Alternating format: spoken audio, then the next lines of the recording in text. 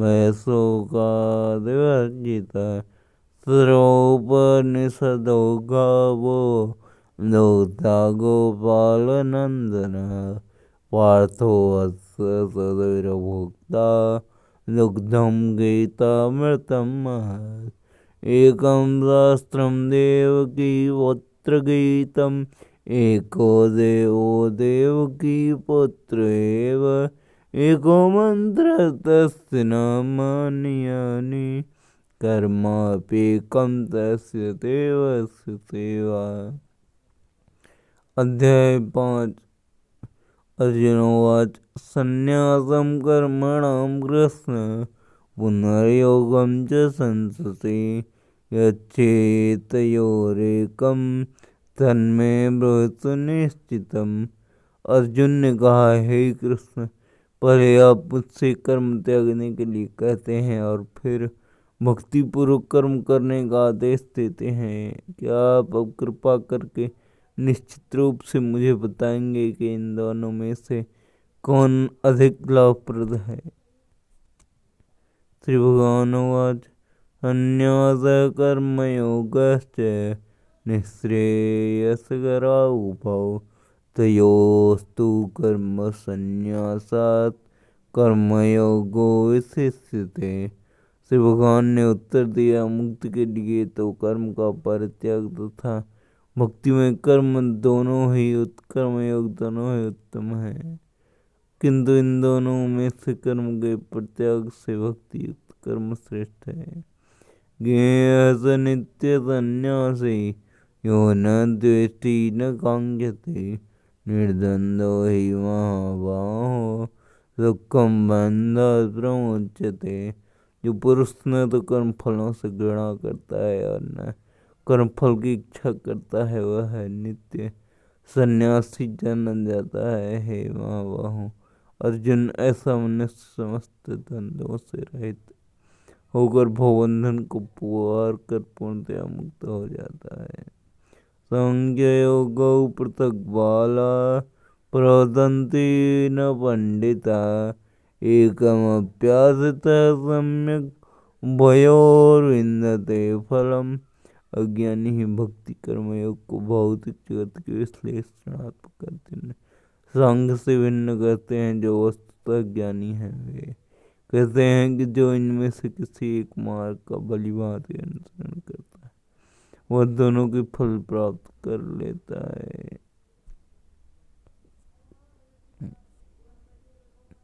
यत्सांख्ये प्राप्यते स्थानं तद्योगैरपि गम्यते एकं सांख्यं च योगं च यपश्यति सपश्यति। जो यह जानता है कि विश्लेषणात्मक अध्ययन सांख्य द्वारा प्राप्य स्थान भक्ति द्वारा भी प्राप्त किया जा सकता है, और इस तरह जो सांख्य योग तथा भक्ति योग को एक समान दिखता है वही वस्तुओं को यथारूप में देखता है। संन्यासस्तु महाबाहो दुःखमाप्तुमयोगदः योगयुक्तो मुनिर्ब्रह्मा न चिरेणाधिगच्छते। भक्ति में लगे बिना केवल समस्त कर्मों का परित्याग करने से कोई सुखी नहीं बन सकता, परंतु भक्ति में लगा हुआ विचारवान व्यक्ति शीघ्र ही परमेश्वर को प्राप्त कर लेता है। योग युक्तो विशुद्धात्मा विदितात्मा जितेन्द्रियः सर्वभूतात्मा भूतात्मा कुर्वन्नपि न लिप्यते। जो भक्ति भाव से कर्म करता है, जो विशुद्ध आत्मा है और अपने मन तथा इंद्रियों को वश में रखता है, वह सबों को प्रिय होता है और सभी लोगों से प्रिय होते हैं। ऐसा व्यक्ति कर्म करता हुआ भी कभी नहीं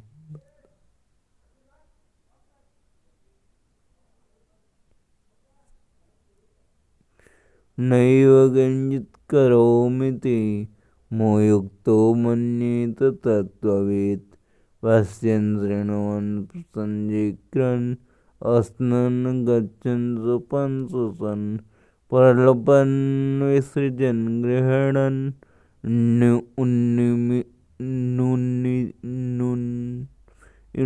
निसन्निमिषन्नपि इन्द्रियाणीन्द्रियार्थेषु वर्तन्ते इति धारयन्। दिव्य भावना अमृत युक्त पुरुष देखते सुनते स्पर्श करते सूंघते खाते चलते फिरते सोते तथा सांस लेते हुए भी अपने अंतर में सदैव यही जानता रहता है कि वास्तव में वह कुछ भी नहीं करता। बोलते त्यागते ग्रहण करते या आंखें खोलते बंद करते हुए भी वह यह जानता रहता है कि भौतिक इंद्रियां अपने अपने विषयों में प्रवृत्त हैं और वह इन सबसे पृथक है।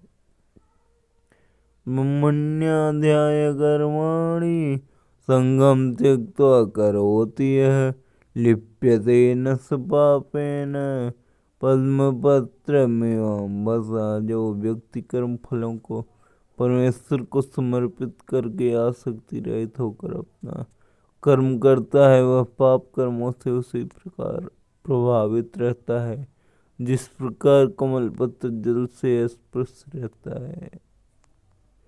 कायेन मनसा बोध्य केवलैरिन्द्रियैरपि योगिनः कर्म कुर्वन्ति संगम त्यक्त्वा आत्मशोधये। योगी जन आसक्ति रहित होकर शरीर मन तथा बुद्धि तथा इंद्रियों के द्वारा भी केवल शुद्धि के लिए कर्म करते हैं। युक्त कर्म फलम त्यक्त्वा शान्तिमाप्नोति नैष्ठिकीम् उक्तः कामकारेण फले सक्तो निबध्यते। निश्चल भक्त शुद्ध शांति प्राप्त करता है क्योंकि वह समस्त कर्म फल मुझे अर्पित कर देता है। किंतु जो व्यक्ति भगवान से युक्त नहीं है और जो अपने श्रम का फल कामी है वह बच जाता है।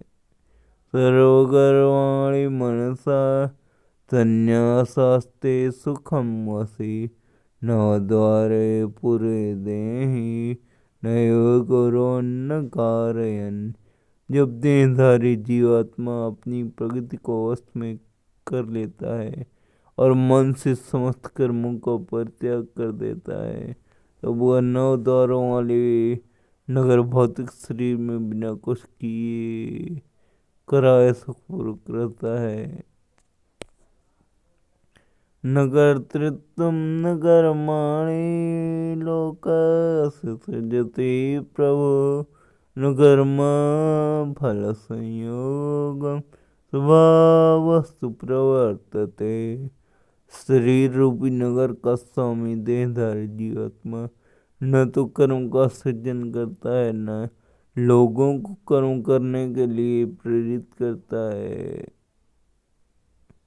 न ही कर्म फल की रचना करता है। यह सब तो प्रकृति के गुणों द्वारा ही किया जाता है। न दत्ते कस्यचित् पापम न चैव सुकृतं विभो अज्ञानेन वृतं ज्ञानं तेन मुह्यन्ति जन्तवः।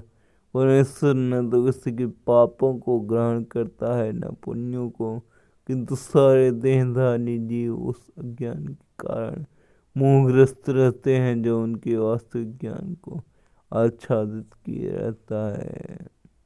ज्ञानेन तु तदज्ञानं येषां नाशितमात्मनः तेषामादित्यज्ञानं प्रकाशयति तत्परम्।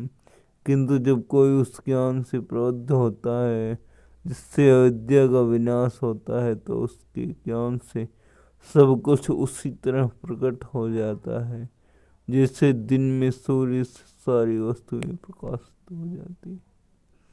तद्बुद्धयस्तदात्मानस्तन्निष्ठा तत्परायणा गच्छन्त्य पुनरावृत्तिं ज्ञाननिर्धूतकल्मषा। जो मनुष्य की बुद्धि मन श्रद्धा तथा शरण सब कुछ भगवान में स्थिर हो जाते हैं तभी वह पूर्ण ज्ञान द्वारा समस्त कर्मों से शुद्ध होता है और मुक्त के पद पर अग्रसर होता है। विद्या विनय संपन्ने ब्राह्मणे कविहासिनी सुनिश्चैव सुपाके च पंडिता समदर्शिनः। विनम्र साधु पुरुष अपने वास्तविक ज्ञान के कारण एक विद्वान तथा विनीत ब्राह्मण, गाय, हाथी, कुत्ता तथा चांडाल को समान दृष्टि संभाव से देखते हैं।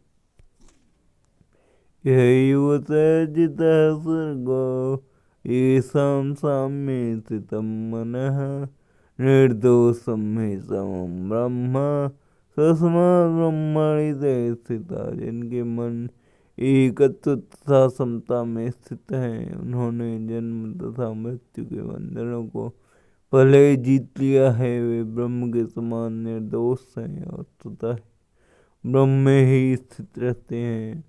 न प्रहृष्येत् प्रियं प्राप्य न द्विजेत् प्राप्य च प्रियं स्थिर बुद्धिर असम्मूढ़ो ब्रह्मविद् ब्रह्मणि स्थितः। जो न तो प्रिय वस्तु को पाकर हर्षित होता है और न प्रिय को पाकर विचलित होता है, जो स्थिर बुद्धि है, जो मोह रहित है और बोध विद्या को जानने वाला है, वह पहले से ही ब्रह्म में स्थित रहता है। माया स्पर्शे सुशक्त्यात्मा विन्दत्यात्मनि यत् सुखं स ब्रह्मयोगयुक्तात्मा सुखम् अक्षयमश्नुते।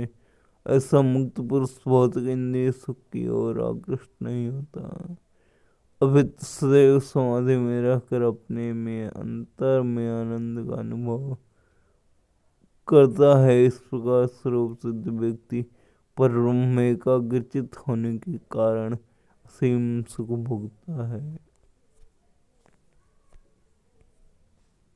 ये ही संपर्शजा भोगा दुःखयोनय एव ते आद्यन्तवन्तः कौन्तेय न ते सुरमते बुध। बुद्धिमान मनुष्य दुख के कारणों में भाग नहीं लेता, जो कि भौतिक इंद्रियों के संसर्ग से उत्पन्न होते हैं। कुंती पुत्र, ऐसे भोगों का आदि तथा अंत होता है, अतः चतुर व्यक्ति उनमें आनंद नहीं लेता।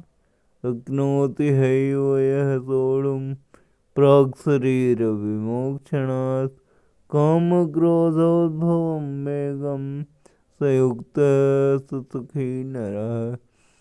यदि शरीर को त्यागने के पूर्व कोई मनुष्य इंद्रियों के वेगों को सहन करने तथा इच्छा एवं क्रोध के वेग को रोकने में समर्थ होता है, तो वह इस संसार में सुखी रह सकता है। योऽन्तः सुखोऽन्तरारामस्तदान्तरज्योतिरेव यः स योगी ब्रह्मनिर्वाणं ब्रह्मभूतोऽधिगच्छति। जो अंतःकरण में सुख का अनुभव करता है, जो कर्मठ है और अंतःकरण में ही रमण करता है, तो जिसका लक्ष्य अंतर्मुखी होता है, वह सचमुच पूर्ण योगी है। वह परब्रह्म में मुक्ति पाता है और अंततोगत्वा ब्रह्म को प्राप्त होता है।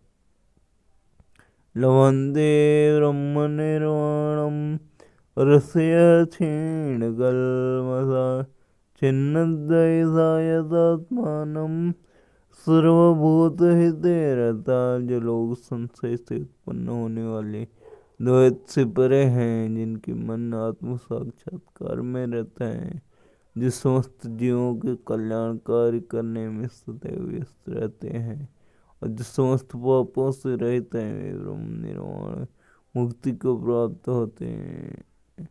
काम क्रोध विमुक्तानां यतीनां यतचेतसाम् अभितो ब्रह्म निर्वाणं वर्तते विदितात्मनां। जो क्रोध तथा समस्त भौतिक इच्छाओं से रहित है, जो स्वरूप सिद्ध आत्म संयमी है और संसिद्धि के लिए निरंतर प्रयास करते हैं, उनकी मुक्ति निकट भविष्य में सुनिश्चित है।